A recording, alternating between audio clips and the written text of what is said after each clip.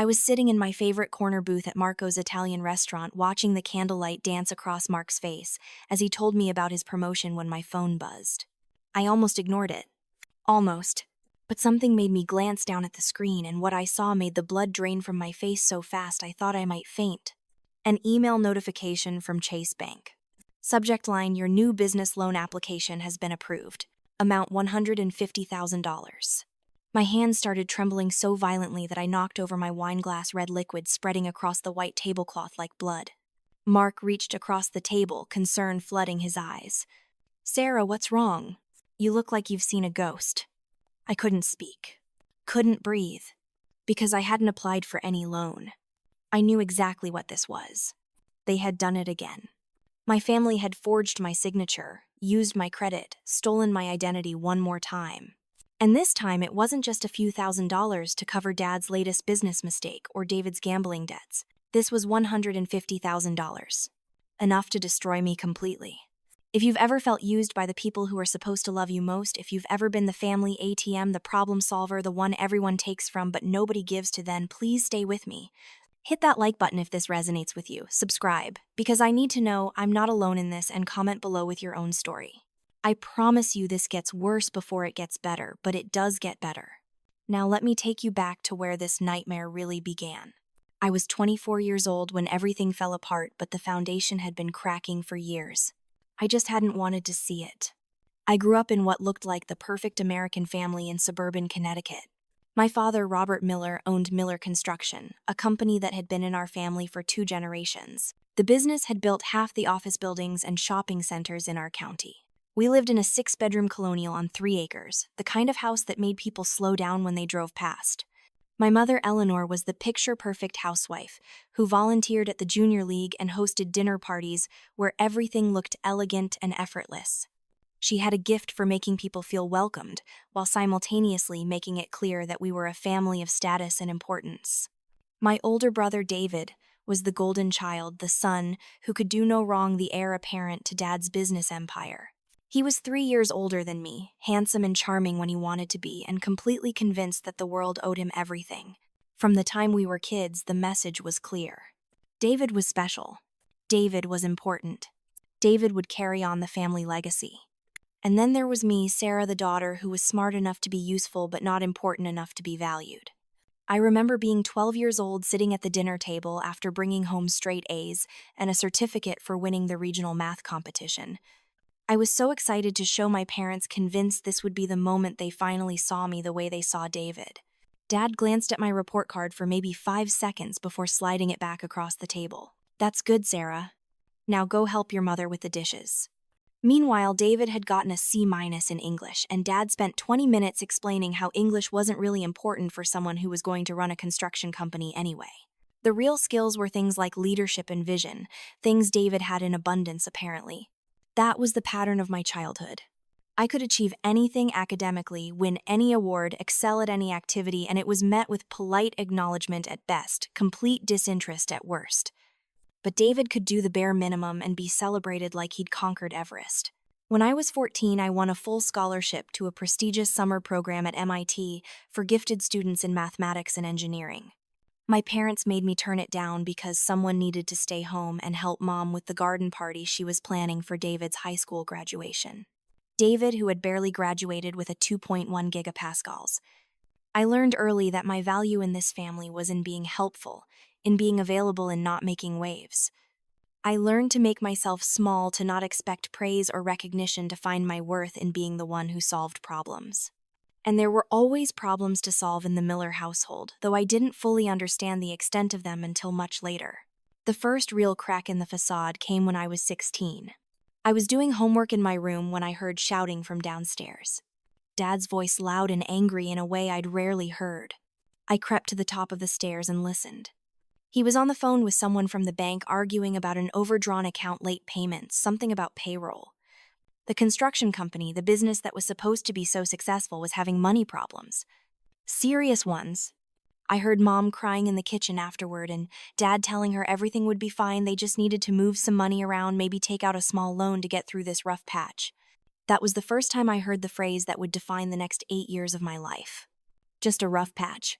Every financial crisis was just a rough patch. Every desperate plea for money was just temporary. Every promise to pay me back was sincere. They just needed to get through this rough patch first. The first time I bailed them out, I was 19 years old, a sophomore at State University. I had been working 2 jobs since I was 15, saving every penny I could for college. My parents made it clear they weren't paying for my education. That money was for David's future, for the business he would inherit. If I wanted to go to college, I'd figure it out myself. So I did.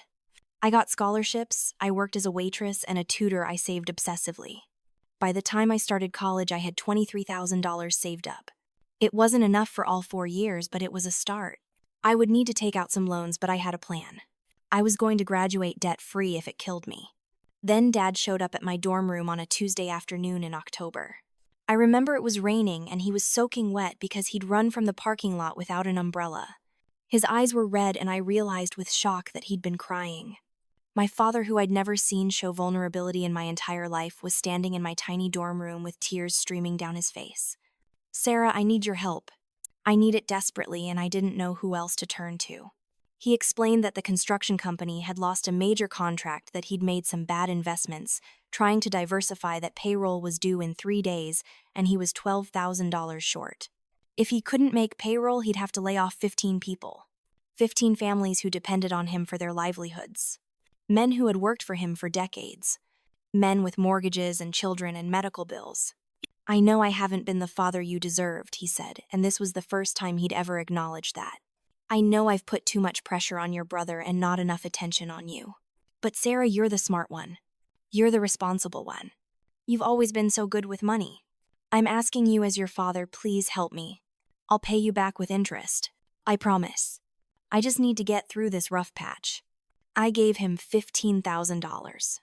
Everything I had except for $8,000 I kept back for next semester's tuition. He hugged me, told me I was saving his company, saving those families. He promised he'd have the money back to me within 3 months as soon as the insurance payment came through from a job site accident. He left my dorm room and I felt simultaneously lighter and heavier. Lighter because I'd helped, because I'd been useful, because for once my father had seen me as valuable. Heavier because that was my future. I'd just handed over my security, my plan. 3 months later, I got a text message from Mom. "Dad and I are in Maui. Needed a break from all the stress. Thank you for understanding, sweetheart." There was a photo attached of them on a beach, tropical drinks in hand, smiling like they didn't have a care in the world. They'd taken a 2-week vacation to Hawaii and hadn't mentioned it to me. Hadn't asked if I minded. Hadn't offered to pay me back first. Just went. I stared at that photo for an hour, something cold and hard forming in my stomach. But I didn't say anything. I told myself maybe the business had recovered faster than expected. Maybe they'd pay me back when they got home. Maybe this was fine. I took out extra student loans to cover the gap. I picked up a 3rd job doing data entry from 10 p.m. to 2 a.m. 3 nights a week. I made it work because that's what I did. I made things work. That should have been my first clue, but I ignored it. I ignored a lot of things over the next few years because acknowledging them would mean admitting that my family was using me, and I wasn't ready to face that truth. The requests kept coming. 3 months after the Hawaii trip, David called me at 2 a.m, drunk and panicking. He'd gotten into a car accident, rear-ended someone at a stoplight because he'd been texting. The damage to their car was $8,000, and he didn't have insurance because he'd let it lapse. Could I help? He was my brother. He was sorry. He knew he'd messed up. But if the other driver filed a claim, Dad would find out David had been driving without insurance, and Dad would lose it. "Please, Sarah. Please." I gave him $9,000, which covered the repairs and his insurance reinstatement. He promised to pay me back. He never did. 6 months later, he needed $5,000 for a business opportunity that was going to change everything. 3 months after that, he needed $7,000 because he'd gotten behind on rent and was about to be evicted. Then $10,000 for a gambling debt to some guys who were threatening him. Then $6,000 for a DUI lawyer. Then $4,000 for rehab he never actually attended. Then $12,000 for a business investment with a friend that turned out to be a complete scam. Every single time he promised to pay me back. Every single time there was a crisis, an emergency, a reason why he needed the money right now and couldn't wait. Every single time I gave it to him because he was my brother and family helps family, and what kind of person would I be if I let my brother get evicted or beaten up or arrested? Mom's requests were different, more subtle, wrapped in emotional manipulation that was harder to resist. She never asked for specific amounts. She'd call me crying about how stressed Dad was, how worried she was about him, how they just needed a little help to get through another rough patch. Could I contribute to the household expenses for a few months? Could I help with the property taxes? Could I cover the insurance premiums? It was always framed as temporary, as just until things stabilized. And because I loved my mother, because I wanted her approval, because some part of me still hoped that if I helped enough, if I sacrificed enough, they'd finally see me as valuable, I said yes every time. By the time I was 22 and had somehow managed to graduate college, I was $75,000 in debt. Student loans, credit cards, a personal loan from a bank that had charged me an insane interest rate because my credit was already stretched thin from co-signing on things for my family. I was working 60 hours a week at my first real job as a junior analyst at an investment firm, and every spare penny went to either debt payments or family emergencies. I was exhausted all the time. I lived in a studio apartment in a bad part of town because it was all I could afford. I ate ramen and peanut butter sandwiches more often than not. I wore the same 3 work outfits on rotation, mixing and matching, to create the illusion of variety. I couldn't remember the last time I'd bought myself something just because I wanted it. Meanwhile, David was living in a luxury apartment downtown that Mom and Dad were paying for, driving a BMW, going out to expensive restaurants and clubs several times a week. His Instagram was a highlight reel of excess and privilege while I was drowning just to keep everyone afloat. But I told myself it was temporary. I was at the beginning of my career. Things would get better. I'd get promoted, make more money, pay off my debts, and then I'd be okay. I just needed to get through this rough patch. When I was 23, things started to turn around professionally. I was good at my job, really good. I had a knack for analyzing market trends and making smart investment recommendations. My clients loved me because I actually listened to their needs instead of just pushing products. Within a year, I was outselling analysts who'd been there 5 years longer. I got promoted to senior analyst with a substantial raise. For the first time since I'd started working, I felt like I could breathe. Like maybe I could actually get ahead instead of just treading water. That's when I met Mark. He came into my office for a consultation on retirement planning sent by a mutual friend. He was 30, a software engineer at a successful startup, and he had kind eyes that crinkled when he smiled. We spent an hour talking about investment strategies, but somehow the conversation kept drifting to other things. Books we'd read, places we wanted to travel, the worst jobs we'd ever had. He made me laugh in a way I hadn't laughed in years, deep, genuine laughter that came from somewhere I'd forgotten existed. He asked me to dinner. I said yes. That dinner turned into a second date, then a third, then suddenly we'd been dating for 6 months and I was happier than I'd been in my entire adult life. Mark was stable and kind and supportive. He didn't use me or manipulate me or take without giving. When I told him about my student loans, he didn't judge me. When I had to cancel plans because I was working late, he brought dinner to my office. When I was stressed about a difficult client, he rubbed my shoulders and listened without trying to fix everything. He made me feel valued for who I was, not what I could provide. I didn't tell him about my family situation. I was ashamed of how much money I'd given them, ashamed that at 23 years old I still couldn't say no to my parents, ashamed that I'd let myself become a doormat. So I made excuses. I told him my student loan debt was higher than it really was to explain why I never had extra money. I told him I was saving aggressively for a house. I told him I was supporting a friend through a difficult time. Little lies that stacked up, creating a version of myself that was less pathetic than the truth. The demands from my family escalated after I got promoted. It was like they could smell the increased income. Dad called me at work to tell me about a major business expansion opportunity that required $50,000 in capital. He'd get a loan, but he needed someone with good credit to co-sign. My credit had finally recovered from the beating it had taken in my early 20s. I'd been so careful paying everything on time, keeping my balances low. I was proud of my 720 credit score. It represented years of discipline and sacrifice. Sarah, this is the opportunity we've been waiting for. This contract will set the company up for the next decade. But the bank needs a co-signer with solid credit. Just a formality. You won't have to pay anything. I just need your signature. I co-signed. Of course I did. Because it was a formality. Because Dad promised. Because saying no meant being ungrateful for everything they'd done for me. That $50,000 loan became my responsibility 6 months later when Miller Construction missed 3 consecutive payments. My credit score dropped 90 points overnight. I had to use my savings to bring the loan current, then set up automatic payments from my account to make sure it didn't happen again. Dad apologized profusely, promised to take over payments next month, told me it was just a rough patch. Next month came and went. So did the month after that. I was paying $1,200 a month on a loan I'd never wanted in the first place for a business expansion that had apparently failed to materialize. When I tried to talk to Dad about it, he got defensive. Told me I was being ungrateful. Reminded me that he'd raised me, put a roof over my head, given me a privileged childhood. The least I could do was help the family business. 3 months later, Mom called crying. The house was going into foreclosure.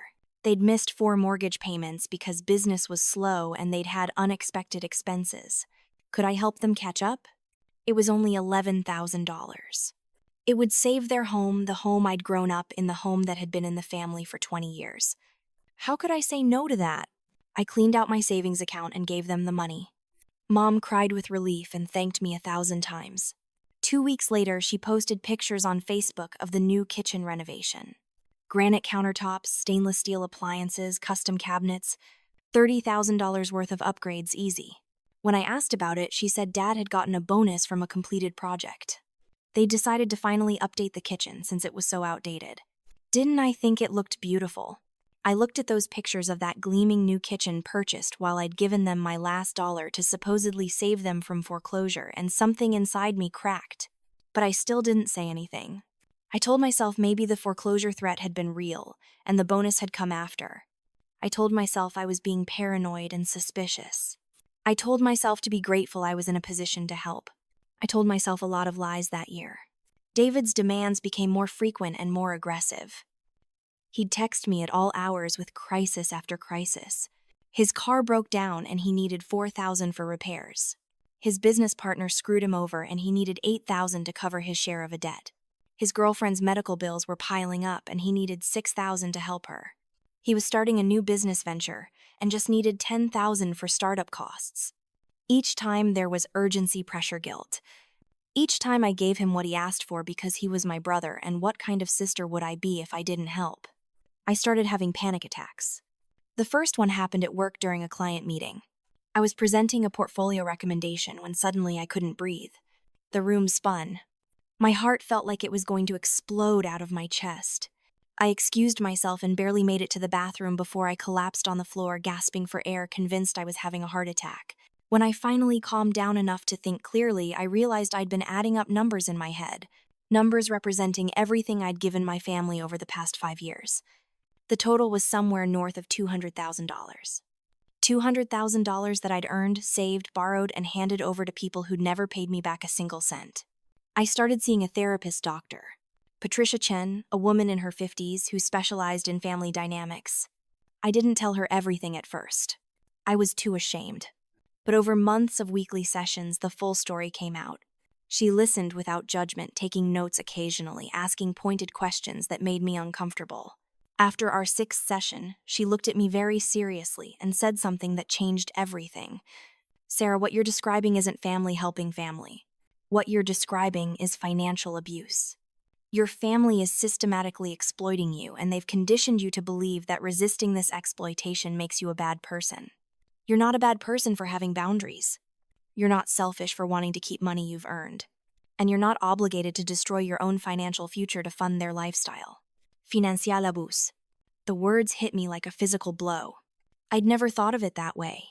Abuse was something that happened to other people in obviously toxic situations. My family loved me. They just needed help sometimes. That wasn't abuse. Was it? Doctor Chen had me start documenting everything. Every request for money, every promise to pay back, every manipulation tactic they used. When I saw it all written down, spanning pages and pages of my journal, the pattern became undeniable. The escalating amounts, the manufactured urgencies, the guilt trips and emotional blackmail, the promises that were never kept, the complete lack of gratitude or appreciation, the way they lived in luxury while I struggled. It was all there, documented in my own handwriting, impossible to deny. But knowing something intellectually and being able to act on it emotionally are two different things. I knew I was being used.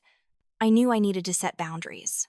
But every time I thought about saying no, every time I imagined confronting them, I felt sick with anxiety. What if they were really in trouble? What if something terrible happened because I refused to help? What if they cut me out of their lives completely? What if I was making a huge mistake? Doctor Chen and I worked on this for months. She helped me understand that the fear and guilt I felt weren't organic emotions. They were the result of years of conditioning, of being taught that my worth was tied to my usefulness, of having my boundaries systematically violated until I didn't know where I ended and their demands began. She helped me see that real love doesn't come with invoices attached. Real family doesn't keep score of every childhood meal and expect repayment with interest. Around this time, Mark and I had been dating for a year and a half. He knew something was wrong. I was losing weight, sleeping poorly, constantly anxious. He'd find me staring at my phone with dread, jumping at every notification. He'd asked repeatedly what was going on, if he could help, if there was something I needed to talk about. I kept deflecting, making excuses, building walls between us. I couldn't tell him the truth because the truth made me look weak and stupid and pathetic. Then one night, Mark showed up at my apartment unannounced. I'd canceled our date night for the third time that month, claiming I had to work late. But I wasn't at work. I was sitting on my couch in the dark, staring at my bank account on my laptop screen. I'd just sent David $7,000 for what he said was a medical emergency. My checking account balance was $432. My savings account was empty. I had 8 days until rent was due and no idea how I was going to pay it. Mark used the spare key I'd given him and found me like that, sitting in the dark, crying silently, my laptop screen casting a blue glow on my tear-streaked face. He didn't ask questions. He just sat down next to me, put his arms around me, and held me while I fell apart. When I finally stopped crying enough to speak, he gently asked to see what I was looking at. I should have closed the laptop. Should have made up another excuse. But I was so tired. So tired of lying, of pretending, of carrying this weight alone. So I turned the screen toward him and let him see. My checking account. My credit card balances. My loan payments. The transaction history showing hundreds of transfers to my parents and brother. Everything I'd been hiding for a year and a half laid bare. Mark was quiet for a long time, scrolling through the transactions, his expression growing darker with each screen. Finally, he looked at me. "Sarah, this is over $200,000 in just the time we've been dating. What is this? Are you being blackmailed?" "It's my family," I whispered. "They need help." "This isn't help. This is theft. This is abuse." There was that word again. Abuse. From Dr. Chen. From Mark. From that voice in the back of my head I kept trying to silence. I told him everything. Every loan, every co-signature, every manufactured crisis, every broken promise. He listened to all of it, his jaw getting tighter, his hands clenching into fists. When I finished, he was quiet for a long moment. "You have to stop," he finally said. "You have to stop giving them money. They're destroying you, Sarah. Can't you see that? You're brilliant and kind and hardworking, and they're bleeding you dry. This has to stop." "I can't," I said, and even as the words left my mouth, I hated how weak they sounded. They're my family. What if they really need it? What if something happens and it's my fault because I didn't help? What if you lose everything and it's their fault because they wouldn't stop taking?" Mark countered. "Sarah, you're drowning. You're one emergency away from financial ruin. You can't save them by destroying yourself." We talked until 3 in the morning. Mark didn't judge me or call me stupid or ask why I'd let it go on so long. He just listened and asked questions and helped me see what I'd been refusing to acknowledge. By the time the sun came up, I'd made a decision. I was going to talk to my family. I was going to set boundaries. I was going to stop being their ATM. I rehearsed the conversation with Dr. Chen. We role-played different scenarios, different reactions. They might have different manipulation tactics they might use. She taught me phrases to repeat when I felt myself wavering. "I'm not able to do that. That doesn't work for me. I understand you're disappointed, but my answer is no." Simple phrases that felt impossible to say to people I'd spent my whole life trying to please. 3 weeks after my conversation with Mark, I drove to my parents' house on a Sunday afternoon. I told them I needed to talk to them about something important. David happened to be there too, which I hadn't planned on, but maybe it was better this way. Get everything out in the open at once. They were in the living room, that beautifully decorated room with the expensive furniture and the artwork my mother had commissioned and the Persian rug that cost more than I made in 6 months. I sat across from them, my heart pounding so hard I could hear it in my ears, and I told them I couldn't give them money anymore. The reaction was immediate and explosive. Dad's face turned red. "You can't be serious. After everything we've done for you." "You make plenty of money," Mom added, her voice taking on that wounded tone I knew so well. "We're not asking for much. Just help when we need it. Like family does." "I've given you over $200,000 in the last 5 years," I said, my voice shaking but determined. "I've co-signed loans I can't afford. I've emptied my savings repeatedly. I've gone into debt to help you. And not once have you paid me back or even acknowledged that maybe this is too much to ask." David laughed. Actually laughed. "Oh, come on, Sarah. Don't be so dramatic. We've all helped each other out. That's what family does." "When have you helped me?" I asked him directly. "Name one time you've given me money or supported me or sacrificed anything for my benefit." He rolled his eyes. "I'm not having this conversation. You're being ridiculous." "So, you've helped out a few times. Big deal. You act like we've asked you to donate a kidney." "A kidney would have been less expensive," I shot back, surprising myself with the bitterness in my voice. The conversation deteriorated from there. Dad started yelling about respect and gratitude and family obligations. Mom started crying, saying I was breaking her heart, asking what she'd done to deserve such a cold daughter. David alternated between mockery and anger, telling me I was being selfish and dramatic, that I was overreacting, that I clearly thought I was better than everyone else now that I had a fancy job. I tried to stay calm, tried to use the phrases, "doctor." Chen had taught me, but it was hard when they were all talking over each other, all attacking from different angles. Finally, I stood up. "I'm not doing this anymore. I'm not giving you money anymore. I'm not co-signing anything anymore. I need to take care of my own financial future, and I can't do that while supporting all of you. If you walk out that door, you're not our daughter anymore," Dad said, his voice cold and hard. The words hung in the air like a guillotine blade. Was he really giving me an ultimatum? Them or myself? Money or family? I looked at Mom, hoping she'd intervene, tell him he was going too far. But she just sat there crying, looking at me like I'd stabbed her. "I'm sorry you feel that way," I said quietly, and I walked out. I sat in my car for 20 minutes, shaking so hard I couldn't start the engine. I'd done it. I'd actually done it.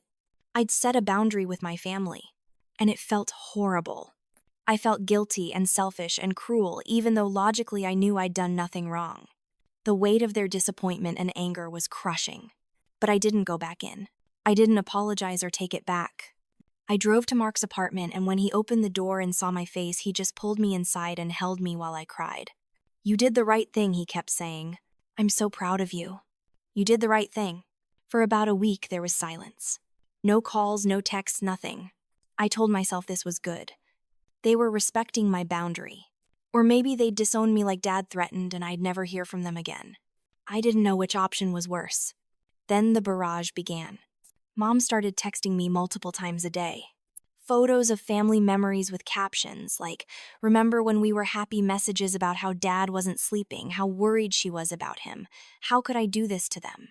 She sent me articles about the importance of family, about adult children who abandon their aging parents, about the moral obligation to help loved ones in need. She called me at work, leaving long voicemails about how disappointed she was, how I'd changed, how money had corrupted me. David's approach was more aggressive. He sent angry texts calling me selfish and stuck up. He showed up at my apartment building twice, banging on my door at midnight, demanding I come out and talk to him. The second time, my neighbor called the building security. He started a private Facebook group with extended family members, painting a picture of me as the spoiled daughter who'd abandoned her struggling family. Cousins I barely knew started sending me messages about how ashamed I should be. Dad's tactic was the silent treatment, punctuated by brief, devastating messages. "Your grandfather would be ashamed of you. You've broken your mother's heart. I hope you're happy with your choices." Each one was designed to maximize guilt, and they worked. Even though I knew intellectually that I was right, even though Dr. Chen reminded me constantly that this was manipulation, the guilt ate at me. The campaign intensified. They started posting on social media, vague booking about ungrateful children and family betrayal.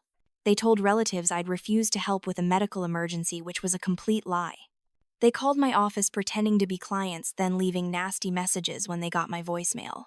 Mom showed up at my apartment with groceries, saying she was worried I couldn't afford food, making a scene in the hallway when I refused to let her in. Mark suggested I change my number, block them on everything, maybe even get a restraining order if they continued showing up at my apartment. But I couldn't quite bring myself to take those steps. They were still my family. Some part of me still hoped they'd calm down, accept my boundary, maybe even apologize. Some part of me still believed that if I could just explain it the right way, they'd understand. Then came the night at Marco's. The email about the loan, $150,000. They hadn't just continued to push boundaries. They'd obliterated them. They'd committed fraud, forged my signature, stolen my identity. This wasn't manipulation or guilt trips anymore. This was a crime. I should stop here and finish this story in the next part, but I need you to understand how thoroughly they'd planned this. When I checked my credit report the next day, I found out the loan wasn't the only thing. There were 3 new credit cards in my name, all maxed out. A car loan for a vehicle I'd never seen. A lease agreement for an apartment in David's name with me listed as a co-signer. They'd opened these accounts over the past 2 months, slowly and carefully, making sure nothing triggered fraud alerts because the amounts weren't huge individually. But altogether, they'd stolen over $250,000 worth of credit in my name. I sat in Amanda Stevens' office 3 days later, watching her face grow progressively more serious as she reviewed the documents I'd brought. Bank statements, credit reports, loan applications with forged signatures, text messages, emails, recorded phone calls, everything I'd been documenting at Dr. Chen's suggestion plus all the new fraud. Miss Miller, Amanda said carefully, "This is one of the most extensive cases of family fraud I've encountered. The systematic nature of it, the planning involved, the clear intent to deceive. This isn't a case of confused paperwork or misunderstanding. This is calculated criminal activity." "They're my family," I said, and I hated how small my voice sounded. "I understand that makes this harder. But Sarah, they've destroyed your credit, put you hundreds of thousands of dollars in debt, and committed multiple felonies in the process. If you don't take legal action, you'll be held responsible for all of this debt. You could lose everything. Your job, your home, your future. Is protecting them worth that?" I thought about the little girl who'd won math competitions and been ignored, the teenager who'd given up opportunities to be helpful, the young woman who'd handed over her college savings to save jobs that may not have been in jeopardy at all. The person I'd become anxious and exhausted and drowning in debt I hadn't incurred. Was protecting people who'd never protected me worth destroying the life I'd barely started to build? "No," I whispered. "It's not." Amanda nodded. "Then let's fight back." The legal process was grueling. Amanda filed police reports for identity theft and fraud. She contacted the credit bureaus to dispute the fraudulent accounts. She sent cease and desist letters to my family demanding they stop all contact. She subpoenaed bank records and loan documents, building an ironclad case that these signatures weren't mine, that I'd never authorized these accounts, that I was a victim of systematic fraud. My family's response was to double down. They hired an expensive lawyer, Gregory Thornton, who specialized in white-collar defense. Their strategy was to claim this was a misunderstanding, that I'd verbally agreed to help them and was now trying to back out of my commitments. They provided email exchanges where I discussed helping them financially, carefully edited to remove context. They had family members write affidavits claiming they'd witnessed me agreeing to co-sign various loans. They painted a picture of a vindictive daughter who was trying to destroy her family because of some petty grudge. It almost worked. The initial hearing was brutal. Thornton was smooth and persuasive, making me sound like an ungrateful child who was exaggerating and lying to avoid her family obligations. The judge seemed skeptical of my claims, pointing out that I had a history of financially supporting my family, so why would this time be different? I left the courthouse feeling defeated, convinced I'd made a terrible mistake. But Amanda wasn't done. She spent the next month building an even stronger case. She hired forensic document examiners who proved beyond doubt that the signatures on the loan documents weren't mine. She found security footage from the bank showing my father signing documents while I was verifiably at work 20 miles away. She tracked down other victims of my father's financial fraud, business partners, and investors he'd scammed over the years. She uncovered a pattern of financial crimes that went back 15 years. The breakthrough came from an unexpected source. Harold Blackwood, a former business partner of my father's, reached out to Amanda after seeing news coverage of the case. Harold had worked with my father for 8 years before their partnership dissolved in what Harold called extremely suspicious circumstances. He'd always suspected my father of embezzlement, but hadn't been able to prove it. Now, watching this case unfold, he wanted to help. Harold brought boxes of documents, financial records showing how my father had systematically stolen from their joint business accounts, evidence of fraudulent contracts and padded invoices, proof that my father had taken out loans in the business's name and pocketed the money. Harold had kept everything, hoping someday he'd get justice. Amanda's eyes lit up as she reviewed his evidence. This wasn't just about me anymore. This was a pattern of criminal behavior spanning nearly 2 decades. The second hearing was different. Amanda presented her mountain of evidence methodically and devastatingly. Forensic proof of forged signatures, bank records showing fraudulent transactions, security footage, testimony from document examiners, Harold Blackwood's revelations about years of financial crimes. And then the piece de resistance, a recording I'd made during that final confrontation at their house where my father explicitly said we did it for the family in response to me asking who had forged my signature. I watched my father's lawyer deflate as each piece of evidence was presented. Thornton tried to object, tried to spin, tried to redirect, but there was no talking away the facts Amanda had compiled. The judge's skepticism turned to anger as the full scope of the fraud became clear. This wasn't a family dispute. This was organized crime dressed up in family dynamics. The judge ordered my name removed from all disputed accounts pending criminal investigation. He issued a restraining order preventing my family from contacting me or using my identity for any purpose, and he referred the case to the district attorney's office for criminal prosecution. That was 6 months ago. The trial started 3 weeks later, and what unfolded was worse than I'd imagined. The prosecution, armed with Amanda's evidence plus their own investigation, built a case that destroyed my family's credibility completely. They proved my father had been running a scheme for years using fraudulent loans and embezzled funds to maintain an appearance of wealth while his business slowly collapsed. They showed how he'd manipulated business partners, investors, and his own daughter to fund his lifestyle. They demonstrated that my mother and brother had been active participants, not innocent bystanders. The defense tried to paint me as the villain, a bitter daughter seeking revenge. But the evidence was overwhelming.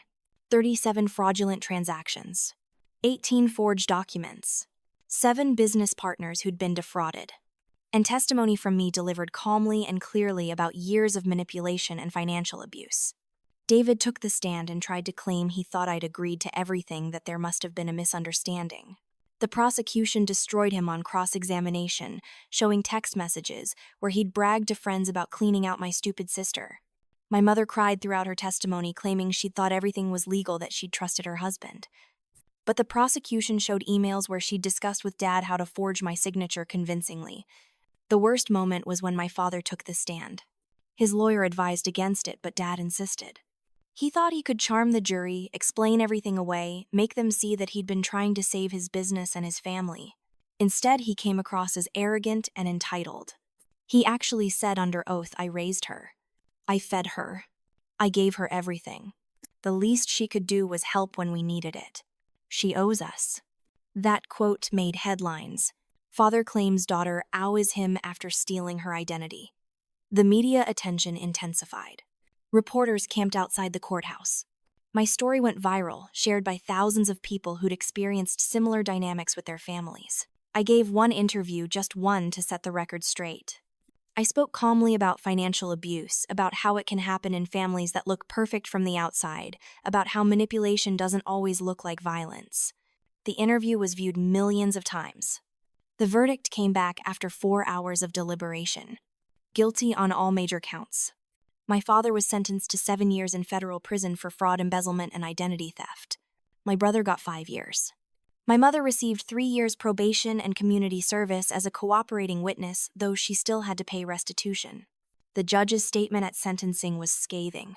He talked about how my father had violated the sacred trust between parent and child, how he'd used family bonds as tools for exploitation, how he'd shown no remorse even when confronted with overwhelming evidence.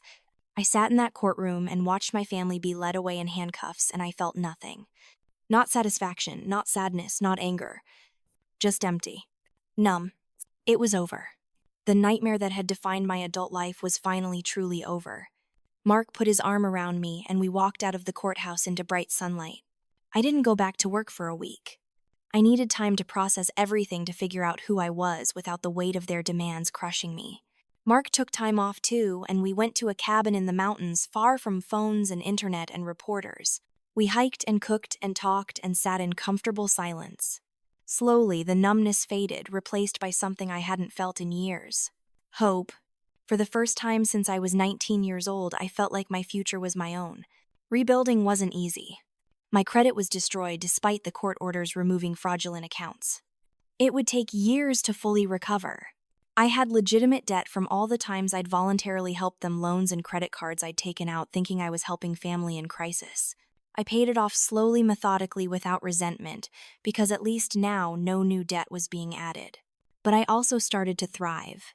Without the constant drain of their demands, I could actually save money. I could invest in my future. I could breathe.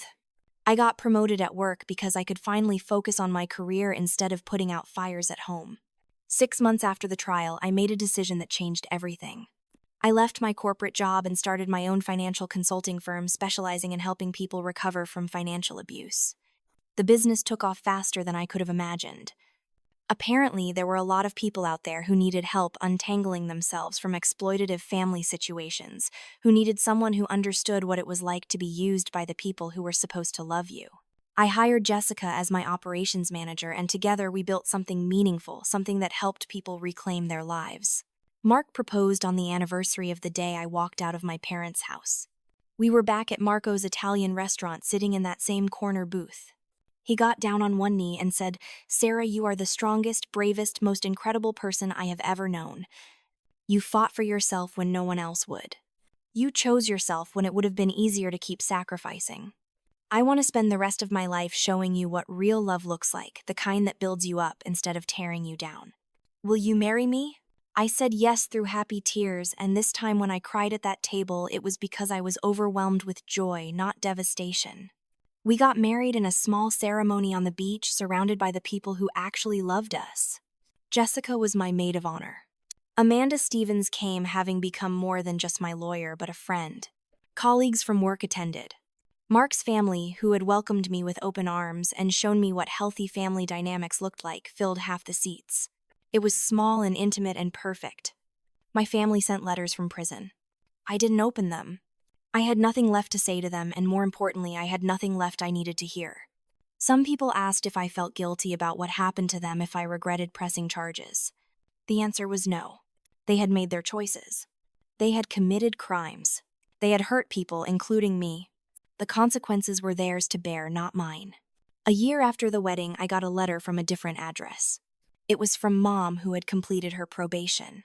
The letter was 7 pages long, filled with apologies and regrets and explanations. She talked about how she had been raised to put her husband first, to protect her son above all else, to see her daughter as less important. She talked about her own father, who had been financially abusive to her mother.